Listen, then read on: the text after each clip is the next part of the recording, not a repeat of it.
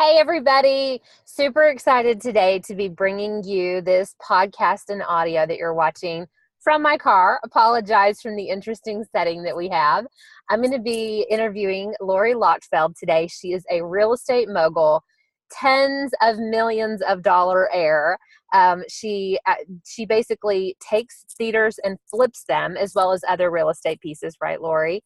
And so she's going to Yes. be talking to us today about how she's built her business, how she's been flipping theaters, some really interesting components that she's been able to add to her business that have more of a give back nature. And so, Lori, why don't you tell us where you're coming from today? It looks like you're in some sort of theater. It's about Christmas time. So, what are you doing? Well, today I'm doing a little bit of Christmas shopping and coming to you from New York. And thank you so much for having me. We're doing a little bit of fun shopping and then going back home to prepare for this coming weekend, the Christmas holiday. So I'm really excited about that. But to give you a little bit of background, I graduated from USC, and while I was in school, I was doing real estate at the time. I was a loan broker. When I graduated from USC, I worked in financial services for a little while. Then I went back into real estate where I started selling homes, doing loans, things like that. Shortly thereafter, I purchased a performing arts theater that was in foreclosure, which is crazy because I know nothing about like putting on events and things. But my husband and a lot of people said, Lori, let's do this. This would be great for the community. So we said, okay, let's do it. So for the past 8 years, I've been running a theater. The running this theater, and recently we decided, okay, we're going to sell this theater, and so I put the theater on the market. And we purchased this theater for $5 million, and I sold the theater for $20 million. And so Wow. it was just like an amazing thing. And as a result of that, but other things as well, like I spearhead a ton of committees in the community, the improvement district committees and things like that, and do a lot of different things in our community. And I won Business Woman of the Year for 2017. So I was like super stoked. I was like, oh my gosh, I'm like the Congratulations. Business Woman of the Year. So the celebration is in January. So I'm really, really excited about that, and to tell people like what my next moves are. I've been in real estate for over, I would say 13 years. And I've sold just, over hundreds of millions of dollars worth of real estate, commercial and residential. And now I'm getting back into the residential side of things, but also I'm starting a charity. And the charity is going to be something like a Tom Shoes model, where you have so in the industry of performing arts, a lot of times in the ballets and things, you see a lot of kids with parents with means that can bring them, that can buy the ballet shoes, that can buy all these things, but you really don't see kids from like the foster care system. So I'm launching a nonprofit called West Coast Theater Company.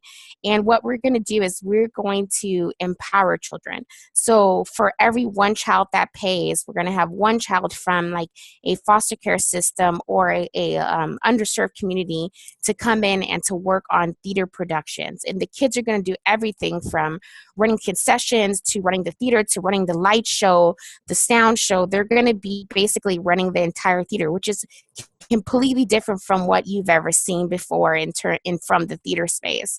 So that's like this is my give back for all of the blessings that I've received from the sale, from just years and years of, working, grinding it out, and now becoming a multimillionaire.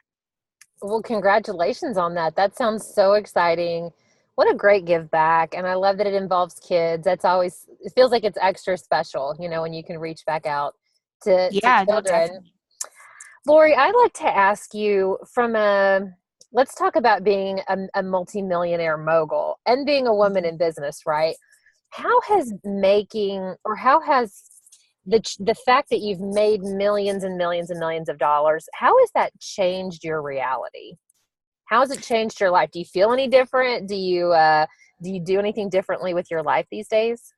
Well, I think I sleep better at night because, Yeah. my bills are paid and things like that.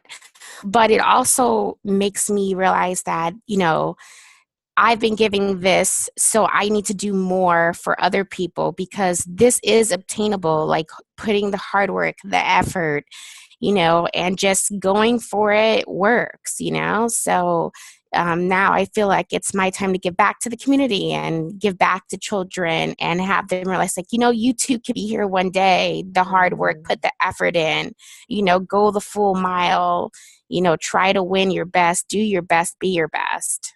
Mm. Well, you said a few things in there that I think are really important that I'd love for you to dissect a little bit more.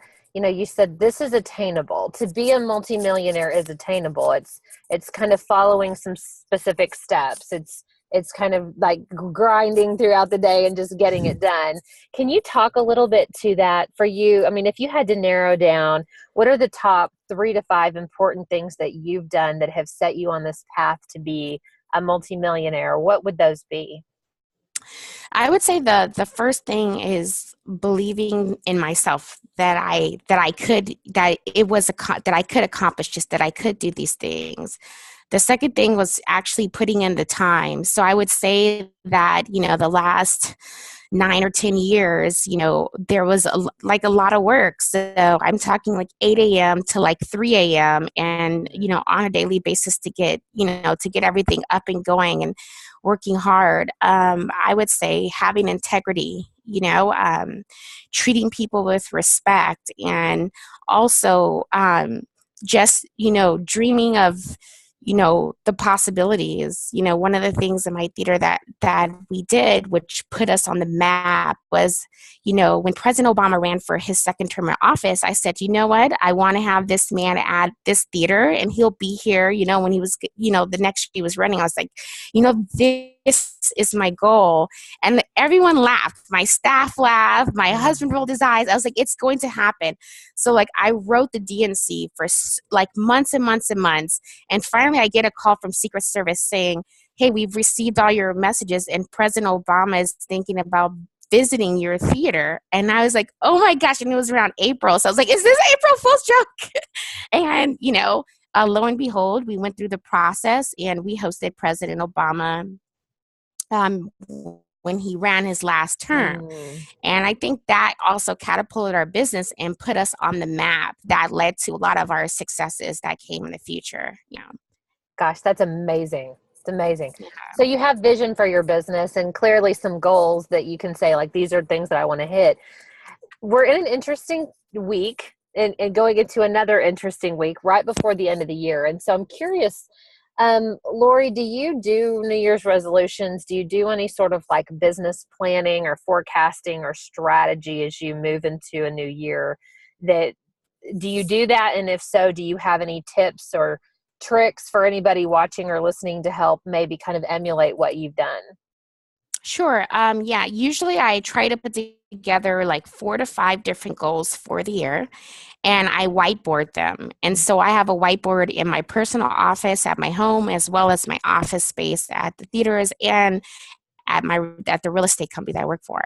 And every single day I see those things on the board. So when I walk in, so in the morning I read them before I sit down. Before I leave, I look at them and they just become part of me. Like, this is the goal. So because I see it so much, I'm living it, I'm breathing it, and before you know it, I just start executing on the plans.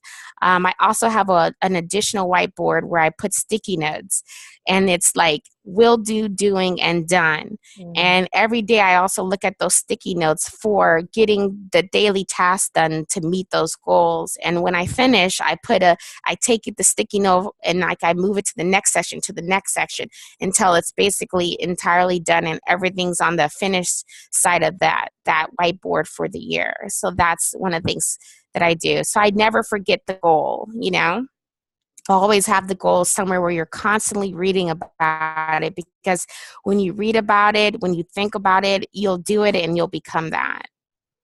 I love that. I love that. Okay, so your specialty is in real estate, and really what meat you've given us today can be applied to anybody. Do you have any specific tips or tricks or maybe sage advice for real estate brokers of how to become someone to your level to be a real estate mogul. What a fun word is that is, the mogul. Right. I think what it is, I think that everyone should, before they go to bed, listen to maybe 10 or 15 minutes from a motivational speaker, someone who they find motivating, as well as right when you wake up.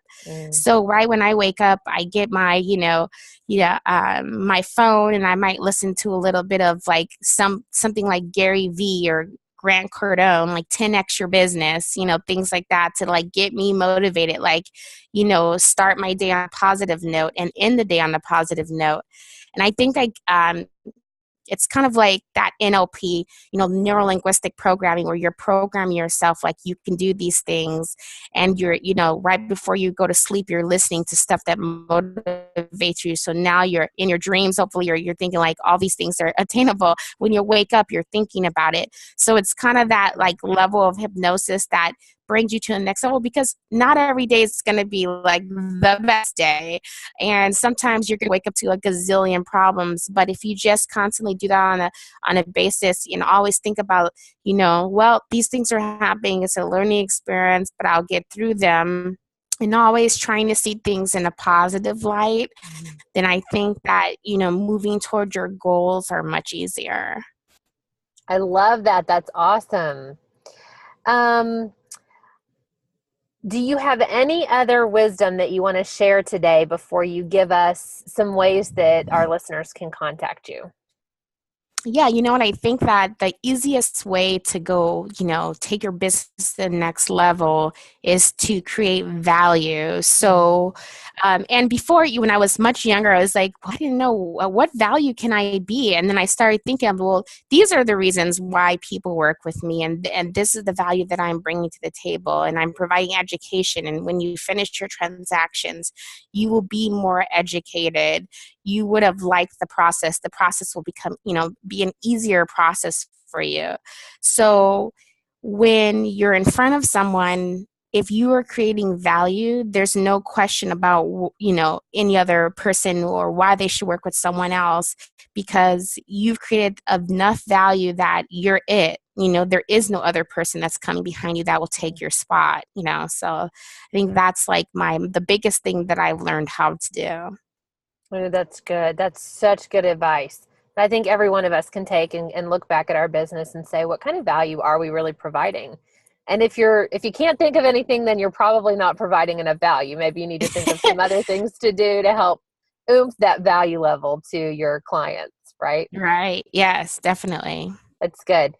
Okay, Lori, how can people find you? How can they get more info about your theater in case they're in the area and they want to come see it? And how can they get in touch with you? Sure. Well, I have two theaters. One, the Fox, which I recently sold, but still am helping the new owner transition and run that theater. So that's in the Fox Theater in downtown Redwood City. Our website is www.fox, like the animal, rwc.com. And I still own the Golden State Theater in downtown Monterey. And actually, that was the first theater that was built in California. So it's a gem for sure. And that one is goldenstatetheater.com. And between the two, we do about 165 events a year.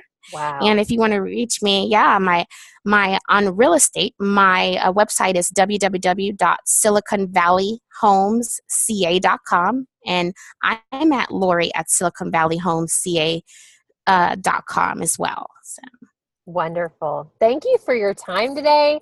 We appreciate other female entrepreneurs that are just rock stars, and we thank you for blazing the way for us and for being a light and kind of that beacon that's like, I'm a badass and you can be one too. And I think that we all need to continuously hear those messages that you can be a mogul in whatever field you're in. You can make millions of dollars.